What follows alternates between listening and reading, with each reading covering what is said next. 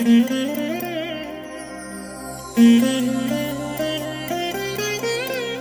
దినం పరము నుండి దిగివచ్చు మాట, ఇది నీ జీవితానికి వెలుగుల బాట, నీ ఒడిలో ఉంచబడిన దీవెనల మూట, అద్భుతాల ఆనంద ఊట. సెప్టెంబర్ 5. సంవత్సరమంతా మీరు బైబిల్ చదివి ముగించడానికి ఈరోజు మీరు చదవలసిన లేఖన భాగము ఉదయం 146, 147 కీర్తనలు, సాయంత్రం 1 కొరింథీ పత్రిక 15వ అధ్యాయము 1 నుండి 28వ వచనం వరకు. ప్రియమైన దేవుని బిడ్డలారా, ఈ ఉదయకాల సమయంలో ప్రభు కృప మీకు తోడైనగాక. ఈ ఉదయం ప్రభువారు ఒక ప్రశస్తమైన జీవపు వాక్కుతో మిమ్మలను ఎదుర్కొంటున్నాడు. ఆయన అత్యంత ప్రియమైనటువంటి వాడు. మీరు ఆయనకి ఎంతో ప్రీతిపాత్రులు. ఆయన ఎప్పుడు మీ చెయ్యిని విడువడు, మిమ్మలను ఎన్నడూ కూడా ఎడబాయడు, ఎల్లప్పుడూ మీకు తోడుగా ఉంటాడు. ఒక అడుగు మీరు ముందుకు వేస్తే ఆయన కూడా ఒక అడుగు ముందుకేస్తాడు. మీరు ఒక చోట కూర్చుంటే అడుగులు వేస్తున్న ప్రభు మీతో పాటు ఆయన కూర్చుంటాడు. మీరు ఒక స్థలంలో విశ్రాంతి తీసుకుంటున్నప్పుడు ఆయన మీ ప్రక్కనే ఉంటాడు. అంతగా మనకు ఆయన అభయమిచ్చాడు.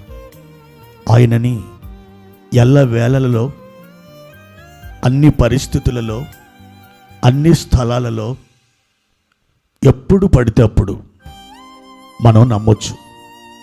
ఆయన నమ్మదగినవాడు. ప్రియా దేవుని బిడ్డలారా, ప్రభువారు మనకిచ్చిన వాక్య భాగాన్ని చదువుకుందాం. 1 కొరింథీ పత్రిక 10వ అధ్యాయము 13వ వచనం. సాధారణముగా మనుష్యులకు కలుగు శోధన తప్ప మరి ఏదియూ మీకు సంభవింపలేదు. దేవుడు నమ్మదగినవాడు. మీరు సహింపగలిగినంతకంటే ఎక్కువగా ఆయన మిమ్మును శోధింపబడనీయడు. అంతేకాదు, సహింపగలుగుటకు ఆయన శోధనతో కూడా తప్పించుకునే మార్గమును కలుగచేయును. ప్రియమైన దేవుని బిడ్డలారా, ఈ వాక్య భాగంలో ఒక మాటని పరిశుద్ధాత్మ దేవుడు మీ దృష్టికి, మీ గమనానికి తీసుకుని వస్తున్నాడు.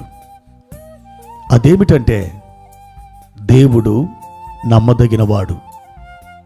ఈ మాట చదువుతుంటేనే చచ్చిన ప్రాణం తిరిగి లేస్తున్నట్లు అనిపిస్తుంది. ఈ మాట వింటుంటే హృదయమంతా కూడా ధైర్యముతో నింపబడుతుంది, గొప్ప నిరీక్షణ కలుగుతుంది.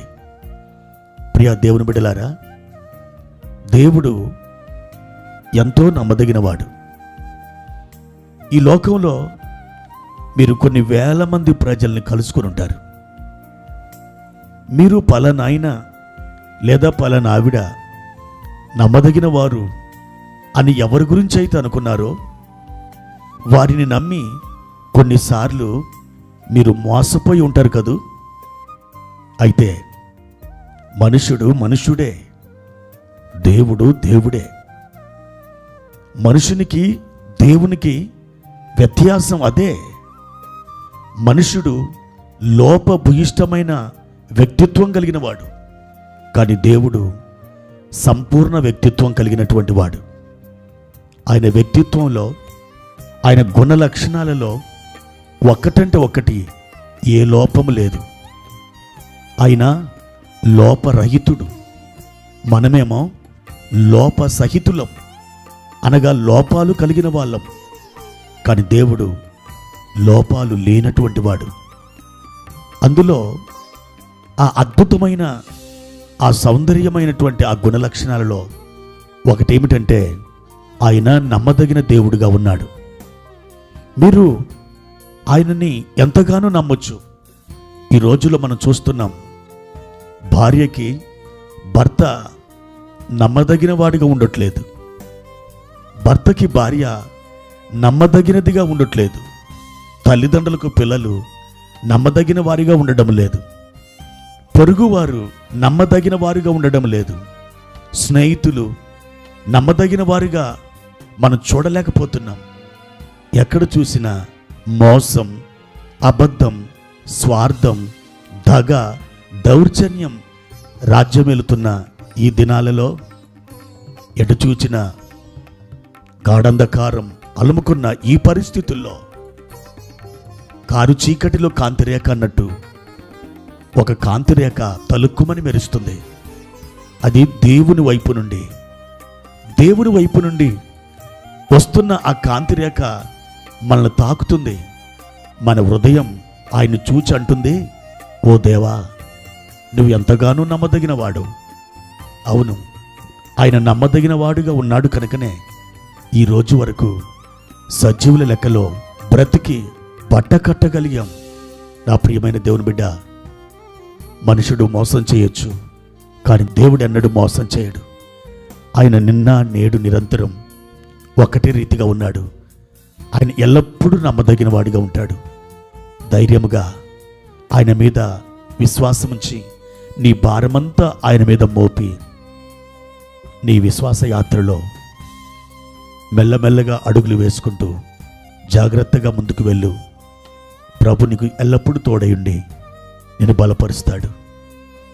ప్రార్థన. మహోన్నతుడైన దేవా, మీ ఘనమైన నామానికి వందనాలు. నువ్వెంతగానో నమ్మదగిన దేవుడు. మమ్మల్ని చెయ్యి విడువని వాడు. మాతో ఉన్న తండ్రివి, కృపానిధివి. ఎవరిని నమ్మాలో ఎవరిని నమ్మకూడదో అయోమయమైన ప్రపంచంలో జీవిస్తున్న మాకు